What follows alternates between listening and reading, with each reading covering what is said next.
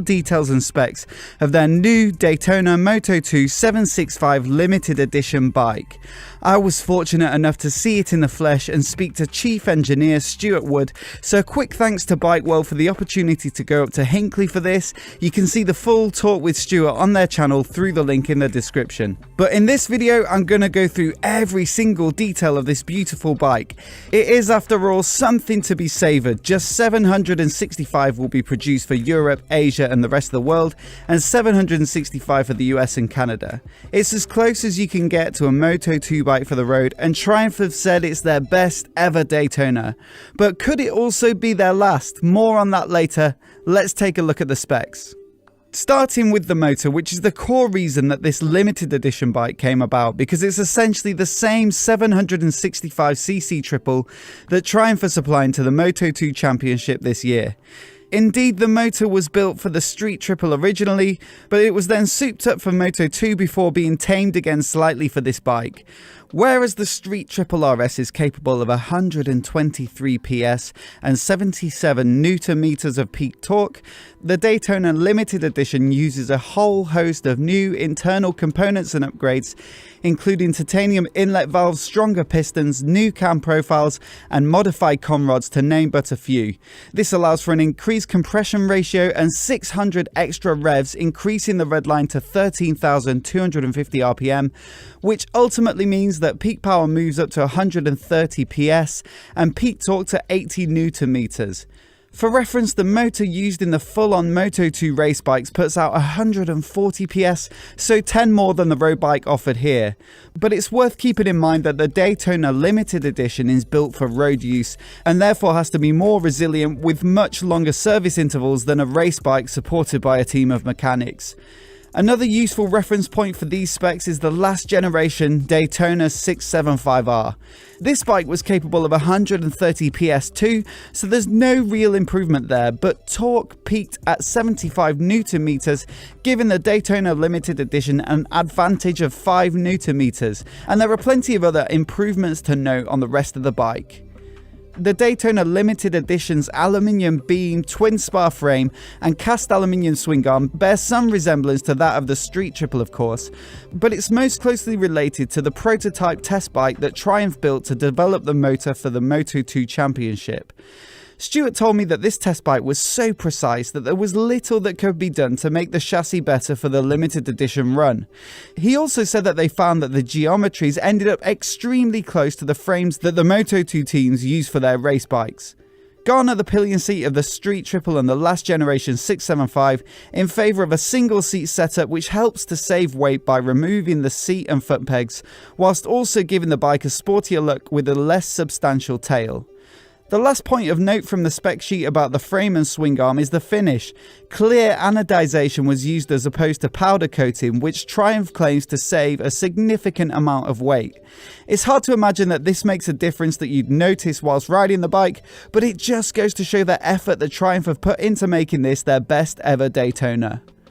A lot has changed in the motorcycle market since the last Daytona 675 was designed, and as a result the limited edition bike offers a lot more tech, namely a ride-by-wire throttle which enables 5 riding modes of rain, road, rider configurable, sport and track.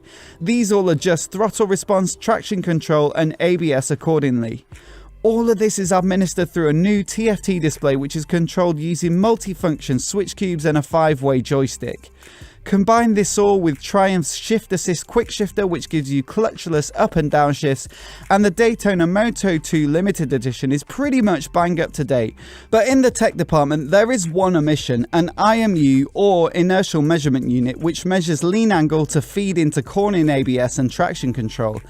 IMUs can be found on many modern sports bikes, as well as elsewhere in Triumph's range, such as the Speed Triple RS and the upcoming Rocket 3.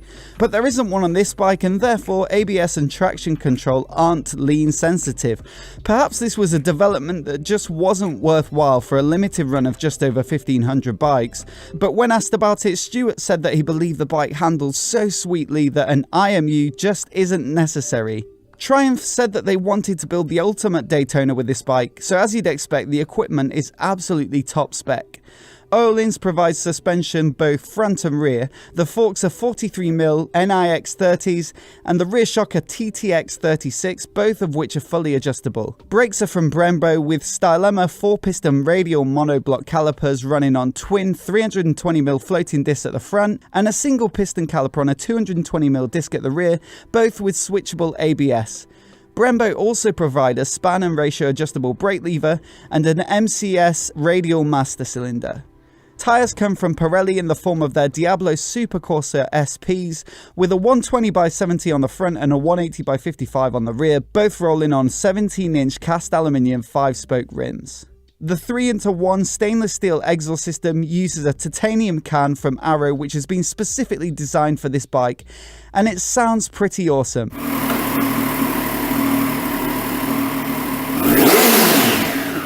But it's worth keeping in mind that the catalyzer is still in place as required to make this bike road legal, so perhaps some of the 10 PS power deficit compared to the full Moto2 race bike can be reclaimed with a full system, as well as a few decibels too.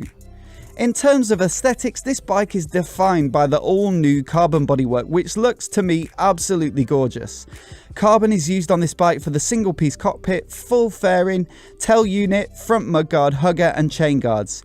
It should also help to save some weight, being just 1mm thick, as well as using a 50% thinner finish. There's a lot of talk of lightweight components and finishes, but total weights were still listed as TBC on the spec sheet I've seen. But Triumph have claimed that this will be their lightest ever Daytona, so expect something a shade under the 167kg dry weight or 184 wet of the last generation Daytona 675. The bike for Europe and Asia will be finished as you can see here, but the US and Canada model will have some red detailing in the Union Jack. Personally, I think it's a beautiful looking machine, and the bare carbon finish and minimal tail unit really set it apart from other Daytonas. Despite being absolutely top spec, there are still quite a few official options for upgrading this bike. Triumph will be offering 35 accessories including scrolling LED indicators, a machined aluminium rear brake reservoir, engine and fork protectors, a tail tidy and tyre pressure monitoring system. However, there's no mention of heated grips or a top box, so winter commuters will have to look elsewhere.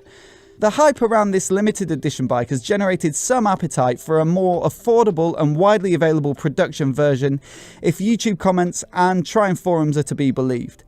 But according to Triumph, it's not to be. For a start, this bike isn't Euro 5 compliant and would require some significant work to make it so. But also, the supersport motorcycle market isn't exactly flourishing at the moment, nor has it been for a few years. So you might see this limited edition bike as a final hurrah for the Daytona, a means of going out with a bang whilst the Moto2 partnership shines a light on this motor. That is unless supersports become a viable market for Triumph again, but realistically manufacturers will increasingly turn their gaze towards electrics in the coming years, as Triumph have already started to do so with their TE1 project in partnership with Williams F1. Anyone who's already put a deposit down on one of these limited edition bikes might be onto a piece of motorcycling history, and I believe they're already sold out in the UK after the first announcement earlier this year. What do you guys think? Would you even consider buying a bike like this, or have supersports had their? Personally, I think it's a beautiful motorcycle, and